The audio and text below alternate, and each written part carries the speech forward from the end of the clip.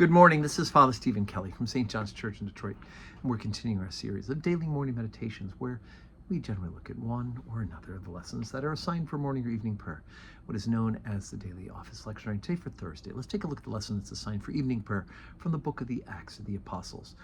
We're up to chapter number 24, beginning at verse 10. Then Paul, after that the governor had beckoned unto him to speak, answered, "For as much as I know that thou hast been of many years a judge unto this nation, I do the more cheerfully answer for myself.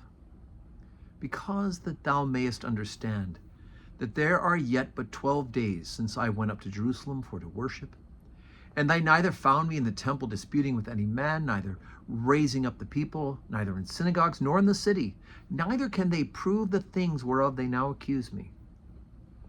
But this I confess unto thee, that after the way which they call heresy, so worship I the God of my fathers, believing all things which are written in the law and the prophets,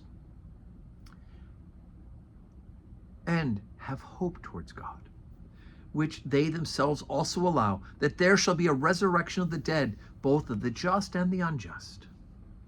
And herein do I exercise myself, to have always a conscience void of offense towards God and towards men. Now after many years I came to bring alms to my nation and offerings, whereupon certain Jews from Asia found me purified in the temple, neither with the multitude nor with a tumult, who ought to have been here before thee, and object if they have aught against me. Or else let these same here say, if they have found any evil doing in me, while I stood before the council. Except it be for this one voice, that I cried standing among them, touching the resurrection of the dead, I am called in question by you this day." And when Felix heard these things, having more perfect knowledge of the way, he deferred them and said, "When Lysias, the chief captain, shall come down, I will know the uttermost of your matter."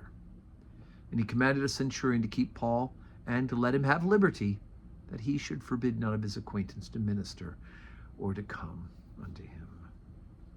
Okay, so Paul sums up what's happened. 12 days, he was accused in Jerusalem. Now they've ended up bringing him before Felix because they heard that there was a vow. Remember yesterday we heard about this vow made by 40 of the people that they were going to kill Paul. And so when that message got back to the centurion, the captain of the guard, they took him by escort, armed escort, and took him to Felix to have Felix begin to hear the case. So, and again, once again, Paul's saying, look, I didn't cause trouble. I didn't cause a tumult. All I am doing is worshiping my God, bringing these alms, and I'm talking about the resurrection. Remember how he started this tumult because he knew there were Sadducees and Pharisees in the crowd. And the Sadducees don't believe in the resurrection, the Pharisees do. And it's by bringing that up, the two of them went at each other. Sadducees accused, Pharisees backed down for the moment. Anyway, so there it all is. Today's Thursday. We have our 10:30 service today, and then 4 o'clock evening prayer at the church. I hope that you can come to one or both of those services, or join us on the live stream, or watch us on replay. But let's make sure that we are glorifying God. We're saying our prayers, and that we have a Thursday that is full of blessings.